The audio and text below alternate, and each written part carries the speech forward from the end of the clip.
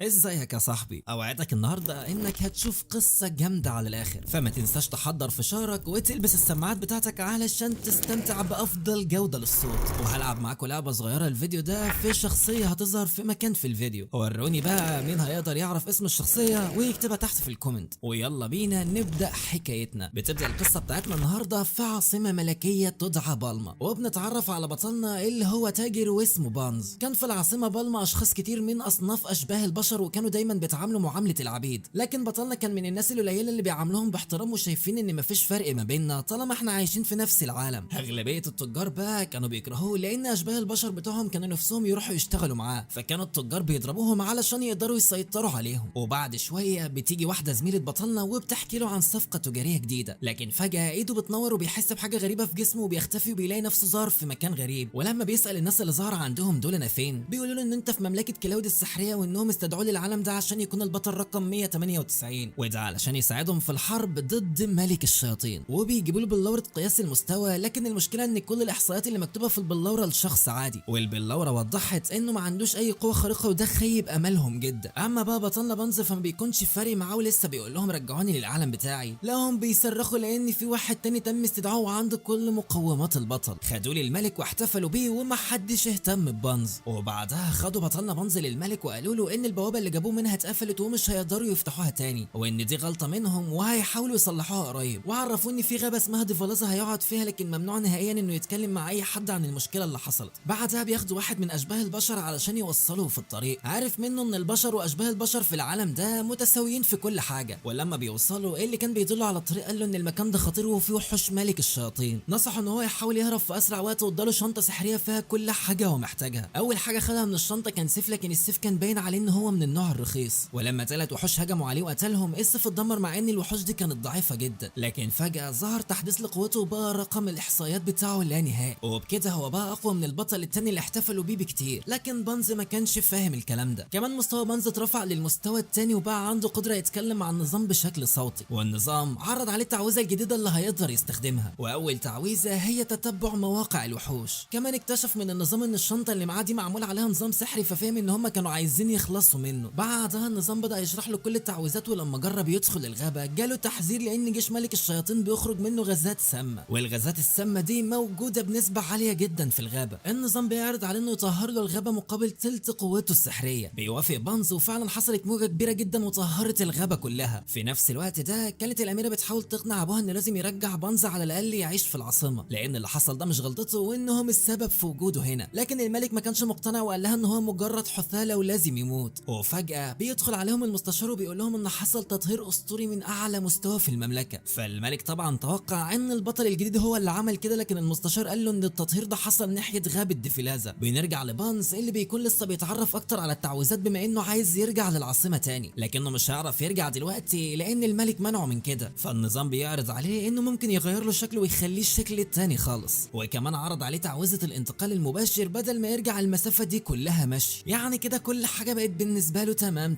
ولما انتقل للعاصفه كان متفاجئ لان العالم بتاعه محدش يقدر يستخدم التعويذه دي الا السحرة المحترفين. بعد كده اتمشى في السوق علشان يلاقي اي نقابه للتجار يشتغل فيها لانه هيحتاج فلوس اكيد الفتره اللي جايه. لكن بطلنا بالصدفه بيدخل نقابه المحاربين، بيعرف القواعد هناك وانه كل ما ينفذ مهمه اقوى هياخد فلوس اكتر واكتر. سجل نفسه باسم فاليو علشان اسم بانز كان ممنوع من الدخول. ولما كان بيتفقد اعلانات المهمات لقى بنت صغيره عايزه تروح لغابه دفلازا علشان تنقذ اهلها اللي عايشين هناك، لكن المشكله ان ما كانش حد موافق يروح معاه لان هناك معلومه ان جيش ملك الشياطين عايش قريب من الغابه، وكمان ماده الشياطين السحريه مغرقه الغابه ودي اللي بطلنا كان طهرها من شويه. فوافق ان هو يروح معاها وقال لها ان هم ينتقلوا بسحر الانتقال. لكن كل اللي موجودين اتفاجئوا واتريقوا عليه لان ده باين عليه مبتدئ والسحر ده قوي جدا. ومن ضمن اللي سمعوه كانت واحده من الجيش الملكي وهددته بالسيف بتاعها لانه كان شكله عنده نيه تانية، لكن حاول يوضح لهم الحياه وقال لهم ان ممكن ينقلهم معاه لو مش مصدقين. وفعلا بينقلهم لهناك، وساعتها بيلاروسا بتتاسف له عن الطريقه الوحشه اللي كلمته بيها. لكن البنت الصغيره قالت ان في حاجه غريبه حصلت وان الماده الشيطانيه اختفت. لسه بانزا هيقول لها انه عمل تطهير للغابه، لكن النظام منعه وقال له ممنوع تقول كده قدام الشياطين. وفجاه بيلاروسا قالت ان البنت الصغيره دي الشيطانه وكانت بتستدرج الناس لحد هنا. وبالفعل البنت بتتحول وبيطلع ان اسمها فيرنيس، ودي اخت الملك فيلغار واللي بيكون واحد من اقوى 4 ملوك من سلاله الشياطين. بدات تهجم عليهم والكل اتاثر بالماده الشيطانيه اللي خرجت خارجه من جسم فيرنيس، لكن بانز استعمل تعويذه الانتقال ورجعهم هم الاربعه للعاصمه، وفضل هو واقف قدامها علشان يواجهها. بدات بالهجوم على بطلنا لكنه بدا يستخدم التعويذات السحريه، واول حاجه استخدمها هي تعويذه القفزه المستحيله واللي قدر بيها انه يتفادى هجومها. بعدها استخدم تعويذه الجدار الصلب علشان يقدر يصد ضربه ديلها ناحيته، فهي استخدمت تعويذه الانتقال وظهرت ورا ظهره. قبل ما تقتله استخدم تعويذه الجاذبيه وخلاها نامت على الارض. الشيطانه نازله في الارض تماما ومش قادره تتحرك، وفي اللحظه دي النظام بيتدخل وبيقول له انه لازم يستخدم تعويذه الاستعباد، وده اللي هيخليها تسمع كلامه في اي حاجه يقولها، وهي دي افضل طريقه للسيطره على الشياطين. لكن بطلنا البطل الهمام الشهم الشجاع المطرشم رفض يعمل كده. بيقول للنظام انه مش حابب نظام العبوديه، ودي اكتر حاجه عجبته في العالم ده، وهو ان مفيش فرق ما بين البشر وغيرهم. فالشيطانه استسلمت وقالت له انها ضعيفه جدا قصاده ومستحيل تقدر تهزمه، وطلبت منه يقتلها. لكن الغريب انه برضه رفض وقال لها ان مستحيل اقتل حد استسلم اساسا. فبتقول له يا ابني هو انت مجنون؟ في حرب طويله ما بين البشر والشياطين. فقال لها انا مش مهتم بده. بيقول لها انا مش مهتم ان انت بشر ولا شيطان، انا ما بيفرقش معايا بين اي جنس نهائي. ساعتها الشيطانه رجعت لهيئتها الطبيعيه وقالت له انت ساذج جدا. فرد عليها بانز وقال لها ان هو ممكن يسيبها تمشي في مقابل انها توعده انها مش هتقتل اي حد من البشر تاني. لكن قبل ما ترد عليه اغمى عليها بسبب نقص كميه السحر في جسمها، فخدها ونيمها في خيمه وفضل قاعد بره مستني تصحى وعمال يقلب في كل انواع السحر علشان يتعرف عليهم. ولما فاقت لقت كل طاقتها السحريه رجعت تاني، فخرجت له وسالته اذا كان استخدم تعويذه الشفاء عليها وهي نايمه. فقال لها ايوه. فاستغربت وقالت له لو حد تاني كان مكانك كان قتلني وسلخ جلدي. فاتأثرت ووعدته انها مش هتقتل اي حد تاني، وكمان وعدته انها ترد له الموقف ده في يوم من الايام. فقال لها على حقيقته وانه من عالم تاني، وعلشان الملك مش عارف يرجعه رمى في الغابه لوحده علشان يتخلص منه. لكنها بدل ما تخاف وتسيبه صممت انها لازم تفضل جنبه، وقالت له ان جنسهم بيحب يكون جنب ناس اقوياء، فاضطر في الاخر انه يوافق. في الوقت ده بيكون الملك بيتكلم مع البطل وبيحاول يفهم ايه اللي حصل في المعركه، خصوصا ان هم خسروا وانسحبوا. فالبطل قال له ان الجنود بتوعه هم اللي جبنه، وانهم اول ما شافوا حيوان سحر واحد خافوا واترعبوا وبداوا يهربوا منه، ولولا كانوا كلهم ماتوا. فالملك سابه يخلص كلامه، ولما مشي سأل واحد من المحاربين اللي كانوا في المعركه قال له ان البطل كان واقف في اخر واحد في الجيش، وكمان لما المعركه اشتدت هرب وبدا يلوم الجنود انهم هم اللي غلطانين. بعدها بنروح لبانز وفينريس اللي بيروحوا للنقابه علشان يشوفوا مهمه جديده يعملوها، وده علشان يكسبوا فلوس يعيشوا منها. وهناك جت مهمه مستعجله بسبب ان في مجموعه دبابه قربوا من المدينه، وفي اشاعات بتقول ان الدبابه دي هي اللي هزمت البطل. وكمان النقابه زودت المكافاه 10 اضعاف المكافاه الطبيعيه للي هيهزمهم. وبرغم ان هو كان عرض مغري، لكن بانز ما كانش واثق من نفسه وقال ان هم مش هيقدموا على المهمه دي. لكن فيرنيس بما انها شيطانه كانت شايفه ان هي مهمه سهله جدا واقنعته ان هم يروحوا. ولما بيوصلوا المكان سمعوا صوت حد بيزعق وبيستنجد، واتفاجئوا ان فرسان المملكه متحاصرين بمجموعه دبابه وبداوا يهجموا عليهم. وقبل ما الدبابه دي تقتل واحد فيهم اتدخل بانز عن طريق تعويذه البرق وضربهم كلهم. واول لما شافوه اطمنوا قالوا له كويس انك بخير من وقت ما كنت بتقاتل الوحش في الغابه. ساعتها طبعا فيرنيس بتتضايق جدا وبتكون عايزه تخلص عليهم كلهم، لكنه هداها وقال لهم ان هي رفيقته في السفر وان هم مش عارفينها لان بانز غير شكلها الحقيقي. في الوقت ده ظهر دب فجاه ورا فيرنيس، وبمجرد ما لفت وشها بصت له اترعب ووقع على الارض. فضل يتحرك قدامها كانه بيتوسل لها ترحمه، فقالت لبانز ان هم لازم ياخدوا الدب ده كحيوان اليف ليهم. لكن بانز قال لها انه مستحيل لان شكله مخيف وممكن يأذي اي حد. فعملت عليه تعويذه علشان يكون مطيع، وكمان بانز عمل عليه تعويذه التقييد وظهرت سلسله حوالين رقبته وغير شكله وحول شكله لارنب. كل ده والفرسان الاربعه مبهورين باللي هم بيعملوه لان لوحدهم هزموا الدببه اللي هزمت الجيش كله ومعاهم البطل. فراحوا البيت اللي في الغابه وبداوا يعرفوهم بنفسهم واساميهم، وكمان قالوا لبانز ان هم عايزينه يدربهم علشان هو اقوى منهم بكتير وعايزين يتعلموا من خبرته. وبرغم انه اساسا مش عارف ازاي السحر بيشتغل لكن وافق علشان ما يكسفهمش. وفي الوقت ده واحده من الشياطين اسمها اوليميناس راحت لملك الشياطين وبلغته انه في شخص غير البطل هو اللي عمل التطهير. فرد عليها وقال لها ان انتوا لازم تمسكوا الشخص ده في اسرع وقت ممكن. وتاني يوم بيروح بانز معاهم علشان يعلمهم ازاي يقتلوا الحيوانات السحريه. واول حاجه كانت مواجهه وحيد القرن واللي كان صعب عليهم جدا في الاول، وفي النهايه انتصروا عليه لكن كان مستواهم قليل جدا. فقال لهم بانز ان التدريبات لازم تكون وقت اطول علشان يحسنوا من مهاراتهم. ولما خلصوا رجعوا البيت وجهز لهم بانز سرير علشان ما يناموش على الارض.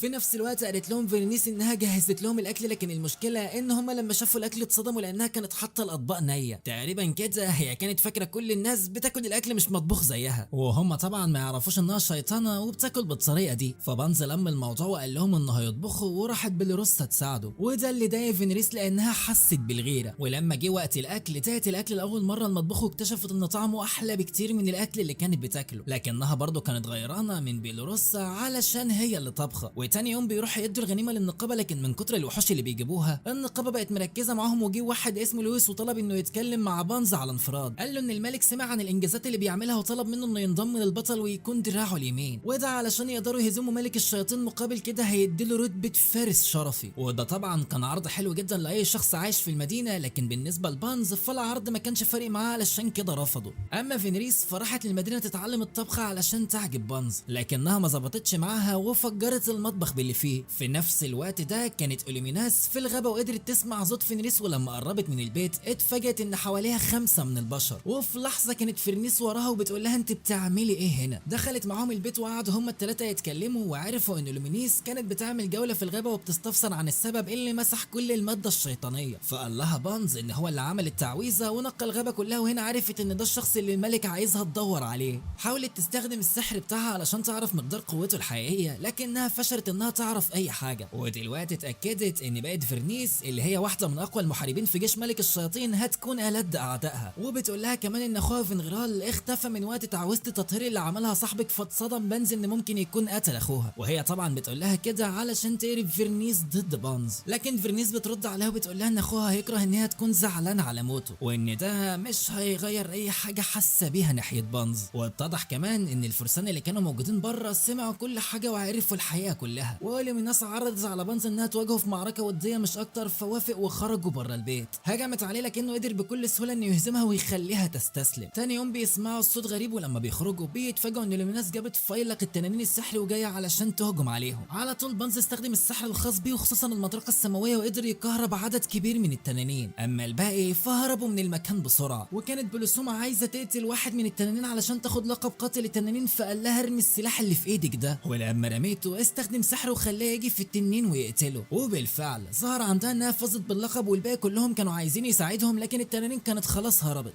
في نفس الوقت كان ملك الشياطين بيشوف كل حاجه من جمجمه، وخد قرار انه لازم يتصرف بنفسه لان مستحيل يكون مغامر عادي عنده كل القوه دي. وتاني يوم بيكون فريق الفرسان قاعد مع بلسوم بيتفرجوا على لقب قاتل التنانين اللي كسبته، لكن ساعتها بتزهق بيلاروسا وبتقول لهم ان جه وقت التدريب بتاعهم، وخدت سلاحها وراحت للغابه. كلهم كانوا منبهرين من شده انضباطها، وقالوا لها ان هي اكيد هتوصل لمكانه عاليه. اما بلسوم فقالت لهم انها كسبت اللقب ده بسبب بانز مش اكتر ومش بسبب مجهودها. وبيلاروسا كانت زعلانه وبتعيط لان كان نفسها تاخد اللقب ده، وبتقول ان اللي بياخد اللقب ده من عامه الشعب بيكون في مقام نبيل، وكانت ساعتها تقدر ترجع لعيلتها تاني تعيش في العاصمه اللي اتولدوا وعاشوا فيها، واضطروا يمشوا منها لما ابوها طلع على المعاش. ولما كانت واقفه ظهر لها واحد غريب بيسالها عن بانز وفينريس، فشكت ان هو من جيش ملك الشياطين، فرفعت السيف بتاعها في وشه وهددته انه لازم يبعد عنهم، لكنه كان هادي جدا وقال لها انه هيمشي، لكن عايزها توصل رساله لفينريس. قال لها قولي لها ان انا عايز اتكلم معاها ونشرب الشاي زي زمان. وقبل ما يمشي قال لها قولي لها ان انا اسمي غزال. وبعد شويه جالها بانز بسرعه وقال لها ان النظام حدد قوه كبيره جت ناحيتك، فقالت لهم ده واحد من جيش الشياطين واسمه غزال. فردت فينيريس وقتها بالمفاجاه وبتقول لها ان ده كان ملك الشياطين بنفسه، فاتخضت وخافت لانها رفعت السيف في وشه وقالت اكيد هيبعت حد يقتلني. وبعد كام يوم جه غزال للبيت اللي قاعدين فيه واستقبلوا بانز واللي كان هادي جدا، وده اللي خلى غزال مستغرب على الاخر. جهزوا له الشاي وقعدوا يتكلموا، وعرض غزال عليه ان هو ينضم للجيش بتاعه، لكن بانز رفض على طول. قال له انا مش مهتم بالحرب اللي بينكم، اساسا انا من عالم تاني، انا مش هحضر حرب انا ما اعرفش سببها اصلا. فبيستغرب غزال لان مفيش حد حكى له اللي حصل في العالم ده، وقال له ان في شيطان زمان من 600 سنه جه من عالم تاني وعانى من ظلم البشر ليه، فحصلت فتن وفضلت تكبر لحد ما اتحولت لحرب استمرت لمده 500 سنه، وانا حاليا الملك رقم 12 للشياطين. وبعدها بيسالوا انت ليه ما انضمتش لجيش الملك طالما انت بالقوه دي، فقالوا ان قوته مش اقوى حاجه زي ما هو متخيل. فضحك غزال وقرر انه يسيبه ويمشي، وقال له انه مش هيستسلم لحد ما يدخله الجيش بتاعه. في نفس الوقت ده كان في واحد من جنود الملك بيراقب المكان وشاف غزال وهو بيتردد كتير على بيت بانز، راح بلغ الملك اللي كان فاكر ان هو بيخون البشر وانه جاسوس لملك الشياطين، وعلشان كده رفض يضمه للجيش بتاعه وقرر انه يبعت له جيش كامل يواجهه. حاولت بنته الاميره تقنعه انه يتكلم معاه تاني افضل، لان ممكن باللي يعمله ده ينضم لجيش ملك الشياطين فعلا، لكن البطل دخل وسمع اللي بيقوله ده وقال للملك يديله الجنود وهو هيروح يخليه ينضم غصب عنه. وقت ما كان بانز في البيت بيسمع صوت بره وبيخرج بيلاقي جيش الملك كله قدامه، فالبطل بيقول له في الوقت ده انه لازم ينضم ليه ويبقى دراعه اليمين او هيعتبره جاسوس ويقتله. فبانز رد عليه في الوقت ده وقال له ان هو مش مهتم ينضم ليهم او لجيش ملك الشياطين، لكن البطل ساعتها قال عليه خاين وانه لازم يموت.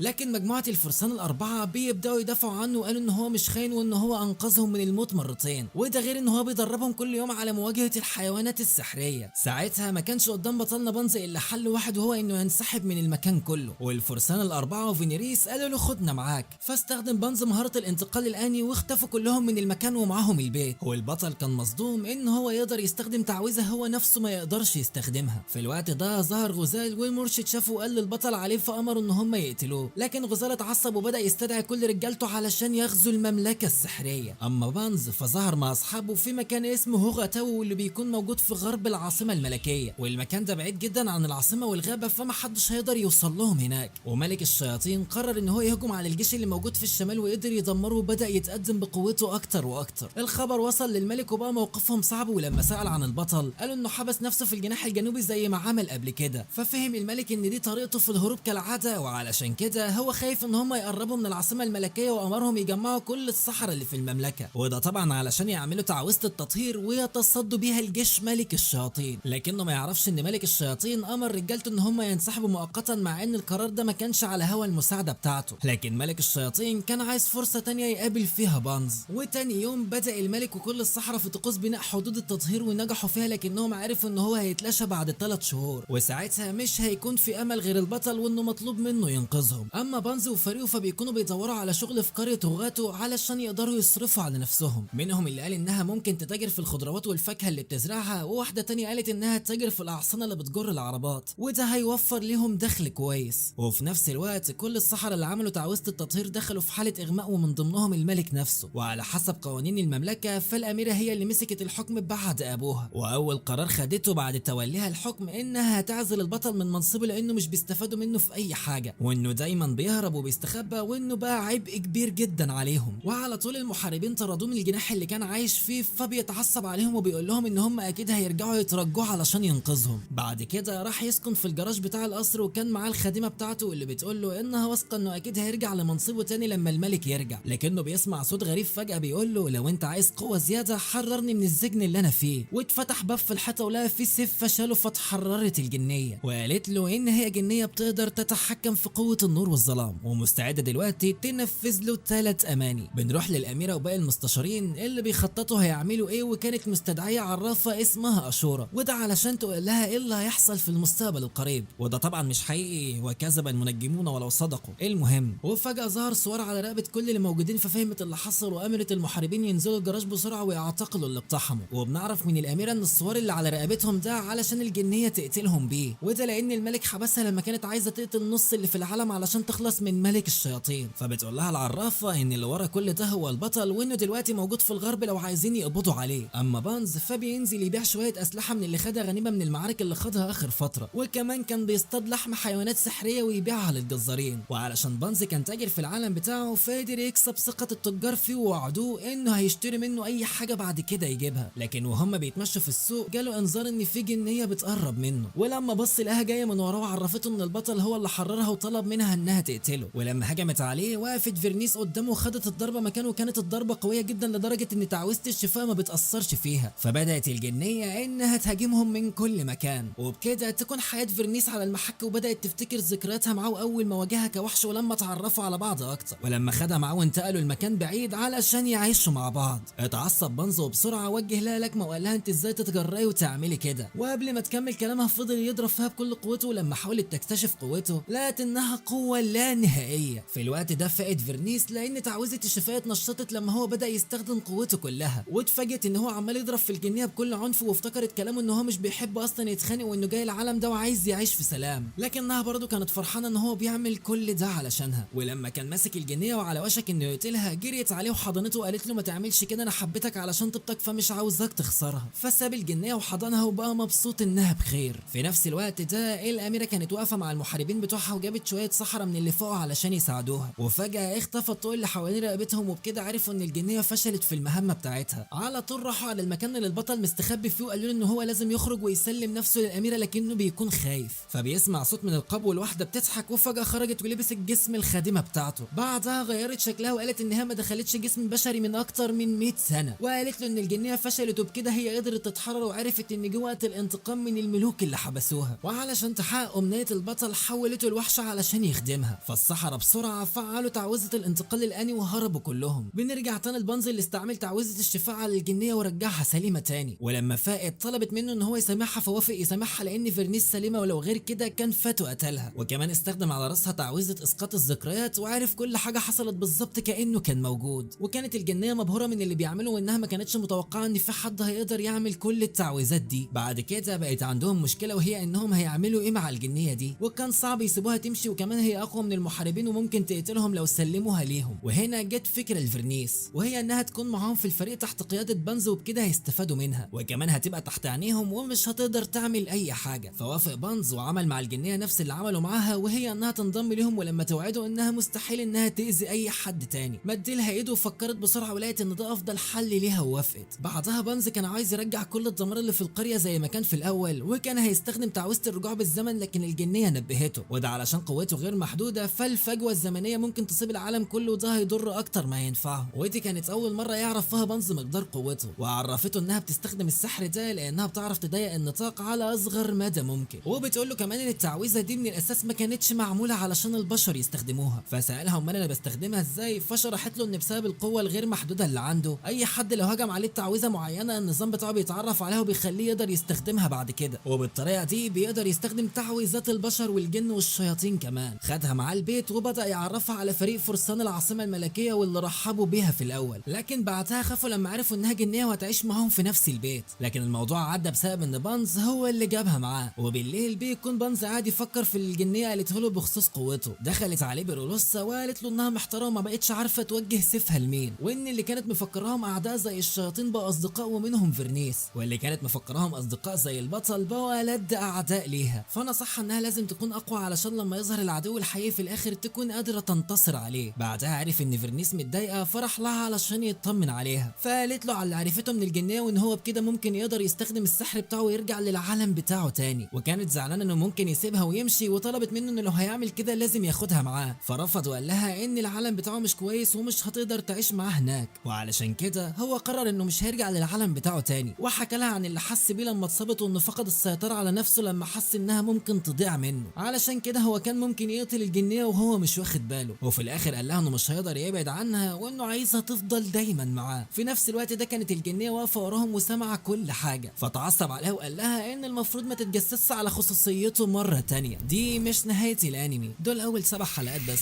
واللي نزلوا لحد دلوقتي، واكيد هكمل لك الحكايه لما بقيه الانمي ينزل. فما تنساش يا صاحبي تعمل اشتراك في القناه علشان اول لما الحلقات تنزل تكون اول حد يتفرج عليها. عايزين نوصل الفيديو ده ل 7000 لايك وانا واثق ان احنا قدها يا ابطال. وسبحان الله وبحمده سبحان ربي العظيم. اشوفكم الفيديو الجاي وسلام.